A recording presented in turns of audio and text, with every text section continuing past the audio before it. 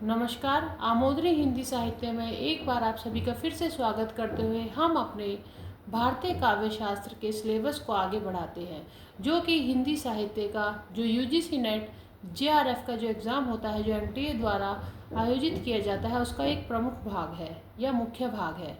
तो जैसा कि आप जानते हैं कि भारतीय काव्य शास्त्र पर हमारी कक्षाएं काफ़ी हो चुकी हैं, जिसमें काव्य स्वरूप, काव्य लक्षण, काव्य के भेद आदि के बारे में चर्चा की जा चुकी है। इस समय जो हमारा जो टॉपिक चल रहा है वह है काव्य संप्रदाय।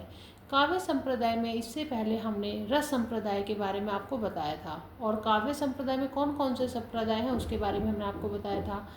रस संप्रदाय में रस निष्पत्ति और साधारणीकरण के बारे में हमने बताया, रस के भेद के बारे में हमने बताया, कौन से आचार्य ने रस का कौन सा भेद बताया ये भी हमने आपको बताया था। आगे बढ़ते हुए आज जो हम जानेंगे वह हम जानेंगे वक्रोक्ति संप्रदाय के बारे में या वक्रोक्ति संप्रदाय के बारे में। तो इसके प्रवर्तक कौन है? देखिए, वक्र उक्ति, तो इससे आपको इससे आपको आसानी से समझ आएगा इसके प्रवर्तक कौन है। आचार्य कुंतक।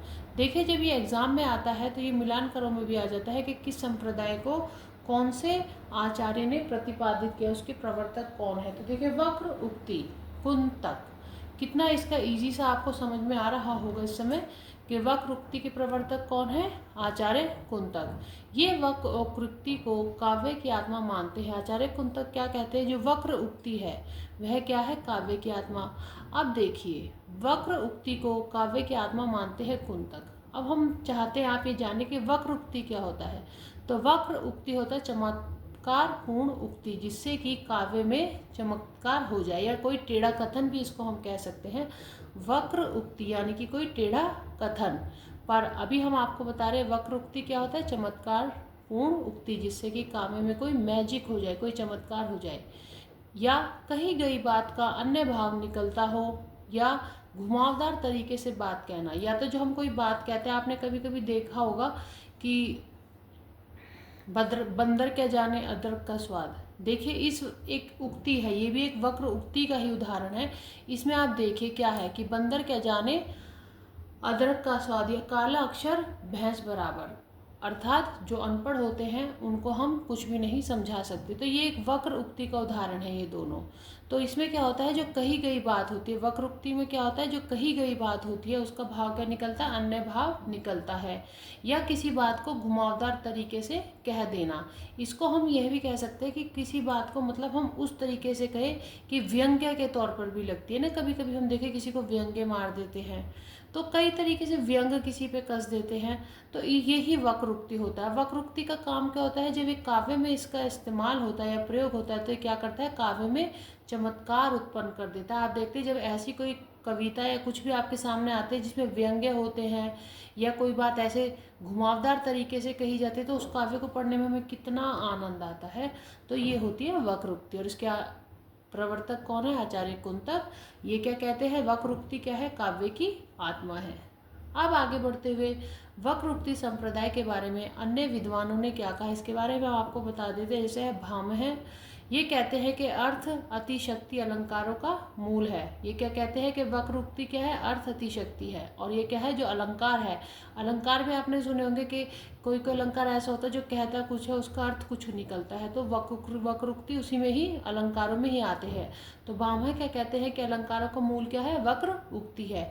इसके अभाव में काव्य केवल क्या रह जाता है? कथन मात्र। अगर अलंकारों में वक्र उक्ति या टेढ़ा कथन नहीं होगा, या कोई ऐसा चमत्कार पूर्ण उक्ति नहीं होगी, तो वो क्या होगा? काव्य क्या हो जाएगा? केवल एक कथन मात्र हो जाएगा, फिर उसमें हमें भी इंटरेस्ट नहीं आएगा। दंडी क्या कहते हैं कि अलंकारों के मूल में नहीं है। अब देखिए, भामह कहते हैं कि है, और दंडी क्या कहते हैं कि नहीं है। उसके बाद मम्मट क्या कहते हैं? वक्रोक्ति को शब्द अलंकार। अब आपको भी पता है कि अलंकार भी तीन तरीके होते हैं, जैसे शब्द अलंकार, अर्थ अलंकार और उभय अलंकार। तो मम्मट ने वक्रोक्ति को किस में रखा है? शब्द अलंकार में। विद्यानाथ ने किस में रखा है? अर्थ अलंकार में। मिश्र बंधुओं ने किस में रखा है? मिश्र बंधु जो तीन थे ये, तो मिश्र बंधु ने किस में रखा है? किस में रखा है वक्रोक्ति को? अर्थ अलंकार में। तो अलंकार, आप जब हम अलंकार संप्रदाय आपको कराएंगे तब आपको अलंकार के बारे में बताएंगे। तो मम्मट ने क्या कहा है? शब्द अलंकार। विद्यानाथ कहते हैं कि अर्थ अलंकार। मिश्र बंधु कहते हैं अर्थालंकार, दंडी कहते हैं ये अलंकारों के मूल में है ही नहीं। जबकि बाह्य क्या कहते हैं कि अलंकारों के मूल में है, अगर ये ना हो तो क्या होगा, काव्य केवल कथन मात्र रह जाएगा। ऐसे ही अब हिंदी में नगेंद्र, आप जानते होंगे डॉक्टर नगेंद्र जिन्होंने हिंदी साहित्य के इतिहास का संपादन किया। नगेंद्र क्या कहते हैं, वक्रता काव्य का अनिवार्य माध्यम है। अगर काव्य में वक्रता नहीं होगी तो वो क्या होगा, नीरस रह जाएगी।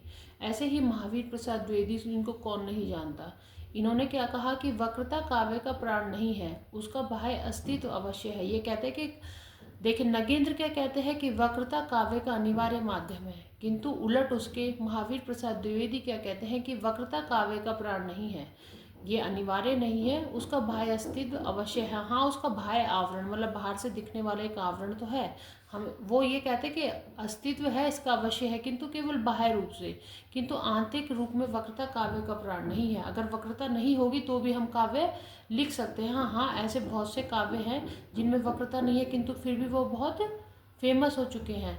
तो ऐसे ही क्या है कि नगेंद्र कहते हैं कि वक्रता काव्य का अनिवार्य अंग है या माध्यम है, किंतु महावीर प्रसाद द्विवेदी उलट में क्या कहते हैं, वक्रता काव्य का प्राण नहीं है, उसका बाह्य अस्तित्व अवश्य है।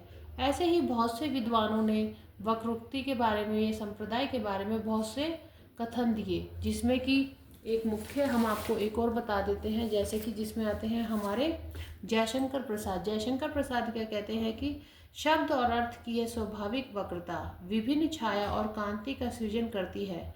इस वैचित्र्य का सृजन करना विदग्ध कवि का ही काम है। तो